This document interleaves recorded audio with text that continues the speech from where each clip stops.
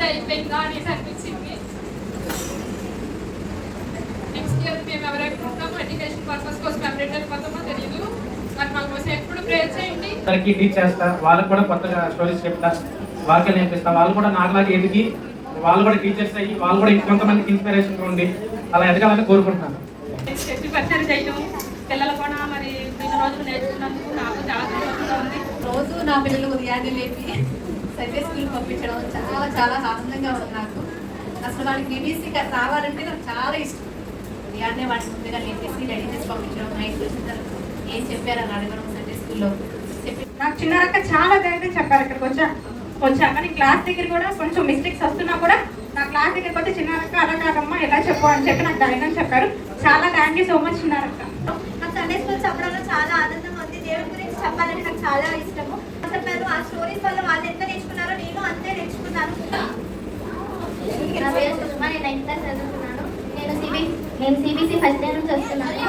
ఇక్కడ చాలా పాటలు నేర్చుకున్నాను, డాన్సెస్ నేర్చుకున్నాను, వాక్యాలు చదువుకున్నాను, స్టోరీస్ తెలుసుకున్నాను. దేవుడి గురించి ఇంకా తెలుసుకోవాలని అనుకుంటున్నాను. నేర్పింది నాకు ఇక్కడ చిన్నప్పటి నుంచి నేను దేవుడితోనే ఎక్కువ గడిపాను. అలాగే మా మమ్మీ కానీ అయ్యగారు కానీ ధ్యాన అయ్యగారు అయితే అసలు నాతో ఎక్కువ దేవుడితో ఎలా ఉండాలి, అసలు నువ్వు ఎలా బతకాలి ఒక క్రిస్టియన్గా అని చెప్పేసి చిన్నప్పటి నుంచి నాకు చెప్తూనే వచ్చారు. నేను పిల్లలతో గడపడం 6 డేస్ నుంచి చాలా హ్యాపీగా ఉంది. చాలా శ్రమపడి అక్కవాళ్ళు మరి తప్పున కాపీ వీళ్ళందరూ చక్కగా పిల్లలకి చాలా బాగా నేర్పించారు. నాకు కూడా పిల్లలకి చెప్పినప్పుడు నేను కూడా కొన్ని సర్చ్ చేసుకోవాల్సి ఉన్నప్పుడు అవి కూడా నేను సర్చ్ చేసుకోవడానికి దేవుడు నాకు అవకాశం ఇచ్చాడు. అక్క స్టోరీ చెప్తుంటే చాలా నేర్చుకున్నాను. ఎందుకంటే నేను ఇవన్నీ గుర్తొచ్చినాయి. ఇంకా నేను వచ్చే సంవత్సరం నుంచి కూడా ఇంకా నేను పార్టిసిపేట్ చేసి స్టోరీ చెప్పడం కానీ ప్లాన్ అలాగా చిన్నపిల్లలు ఇప్పటి నుంచే మరి విశ్వాసంగా ఉండాలని కోరుకుంటున్నాను.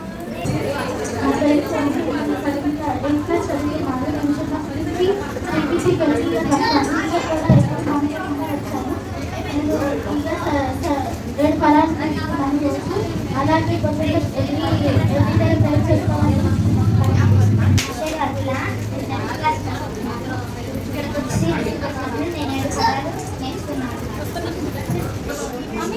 సిబిసి వచ్చేటప్పుడు అన్ని పాటలు యాక్టింగ్ సాంగ్స్ అయితే నేర్చుకున్నాను. నేను 6th క్లాస్ చదువుతున్నాను. ఈ సిబిసికి పోయిన సంవత్సరం కూడా వచ్చాను. ఇక్కడ దేవుడు చెప్పిన మాటలు మొత్తం అన్ని నేర్చుకున్నాను. మంచిగా చదవాలి అని కూడా నేర్చుకున్నాను. దేవుడిని స్తుతించడం కరెక్ట్ కూడా నేర్చుకున్నాను. పేరు దర్శిత్, నేను 6th క్లాస్ చదువుతున్నాను. ఇలాగ నేను నేర్చుకున్నది ఏంటంటే దేవుడి దగ్గర మంచి ప్రేమగా ఎలా ఉండాలి, ఇంకా బూతులు మాట్లాడకుండా ఎలా ఉండాలి అని అవన్నీ నేర్చుకున్నాను. ఇంకా ఫ్రూట్ఫుల్గా కూడా ఉండాలని నేర్చుకున్నాను. Thank you.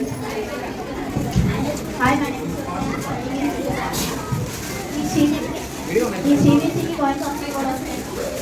ఈ సిబిసిలో నేను బాగా తెలుగు మాట్లాడుకోవడం నేర్చుకున్నాను. ఇంకా విగ్రహాల దగ్గరికి మనం ఈ సిబిసి 6 days కంఠస్థ వాక్యాలు రోజు నేర్చుకున్నాము. ప్రేమ ఫలం, సంతోష ఫలం 7 ఫలాలు నేర్చుకున్నాము.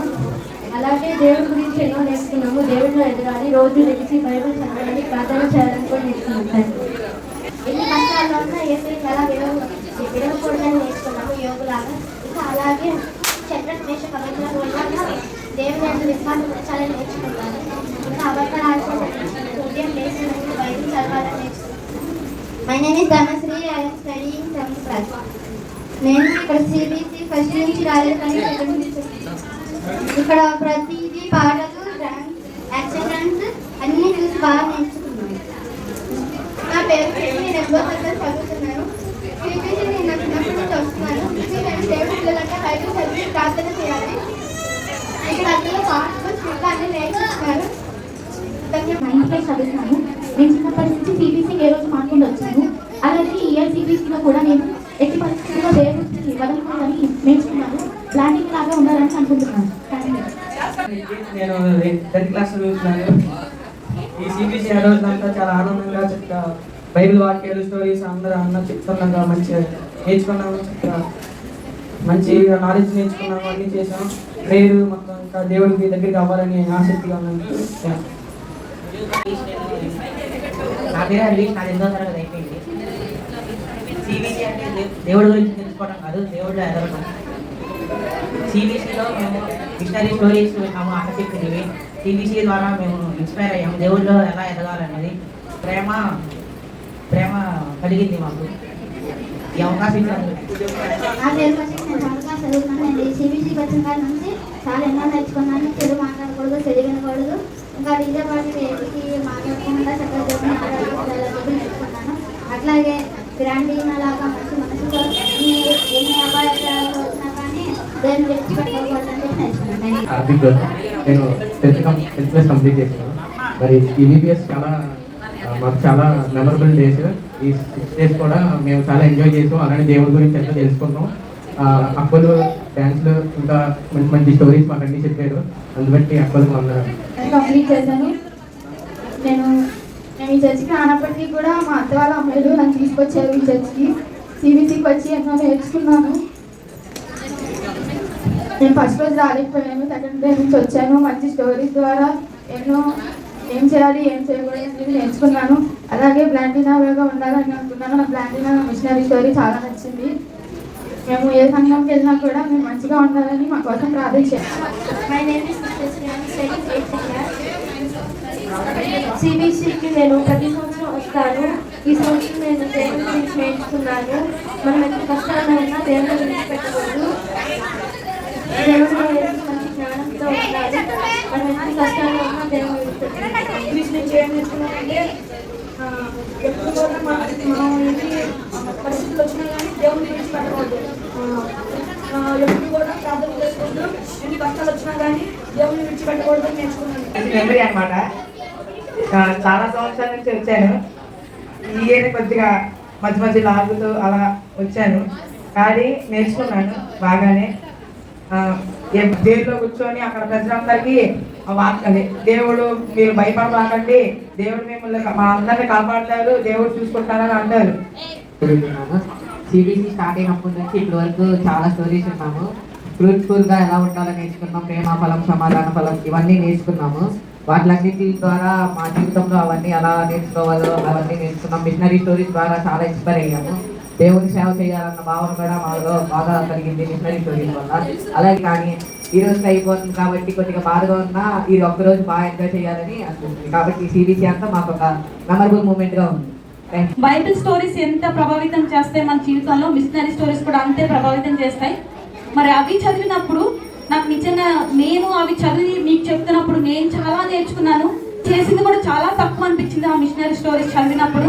మరి మీరందరూ కూడా నేర్చుకుని విడిచిపెట్టకుండా వాటి కోసం మీరు కూడా నేను అలా మారాలని ప్రార్థన చేసుకోండి. ఎందుకంటే దేవుని సన్నిధిలో వచ్చే బ్లెస్సింగ్స్ మీరు ఎన్ని డబ్బులు పెట్టినా ఎక్కడ చేసినా ఏం చేసినా రావు.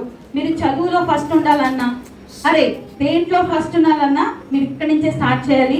మీ మోకాళ్ళ జీవితం మీదే మీ లైఫ్ ఆధారపడి ఉంటుంది. ఏదున్నా దేవునికి ఇచ్చే సమయం దేవునికి ఇచ్చేయాల్సిందే.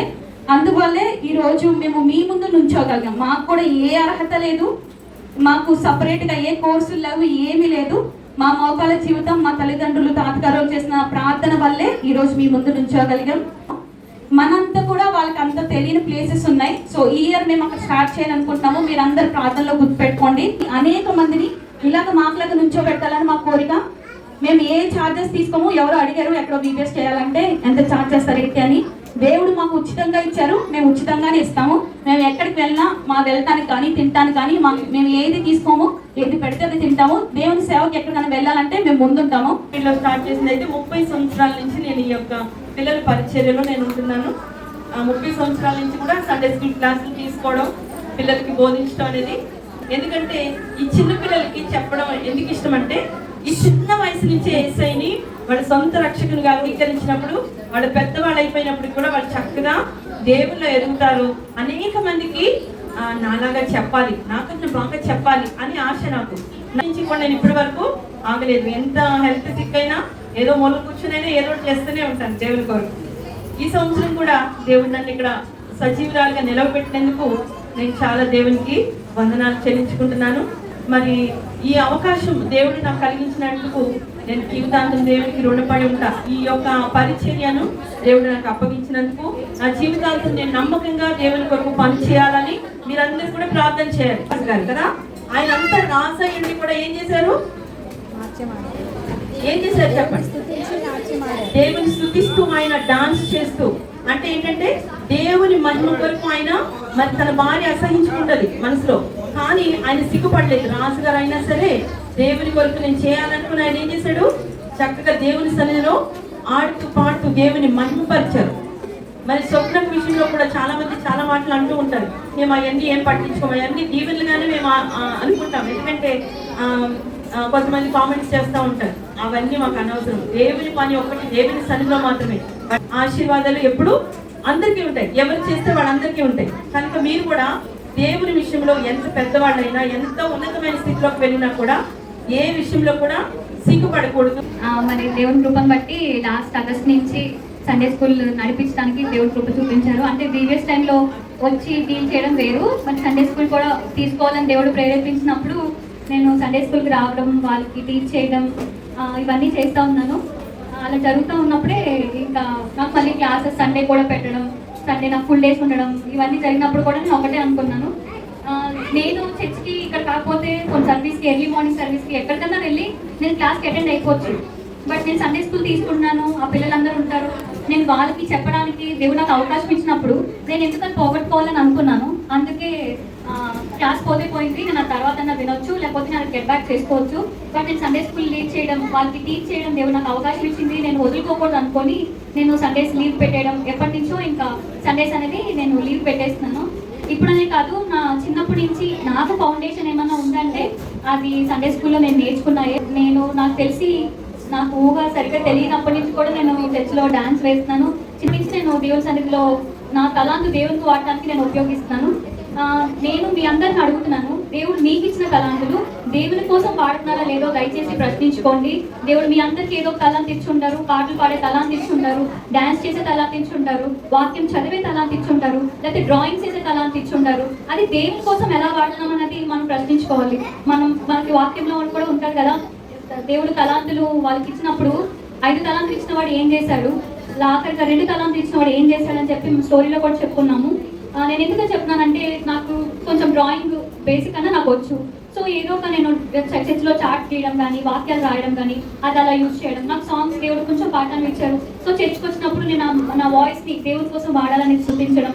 దేవుడు నాకు డాన్స్ చేసే తలాంతి ఇచ్చినప్పుడు నేను దేవుడి సన్నిధిలో అది ఇతరులకి నేను దేవుడు చూపించడానికి ఆ తలాంతులు వాడుతున్నానని నేను అనుకుంటున్నాను. అలా మీ అందరూ కూడా దేవుడు మీకు ఇచ్చిన తలాంతులు, ఎవరో ఒకరికి దేవుడు ఏదో ఒక తలాంతి ఇస్తారు కదా, ఆ తలాంతిని మీరు దేవుని కోసం వాడాలని నేను కోరుకుంటున్నాను. మా మమ్మీ కానీ సిస్టర్స్ కానీ నాకు ఎట్లా ఉన్నా వాళ్ళని సపోర్ట్ చేస్తూ, లేదు నువ్వు చేయాలి, నువ్వు ఇలా చేయిస్తే దేవుడిని స్తుతించినట్టు అని చెప్పి నాకు బేసిక్ చిన్నప్పటి నుంచి వాళ్ళు చెప్పడం బట్టి నేను ఇట్లా నడుచుకున్నాను.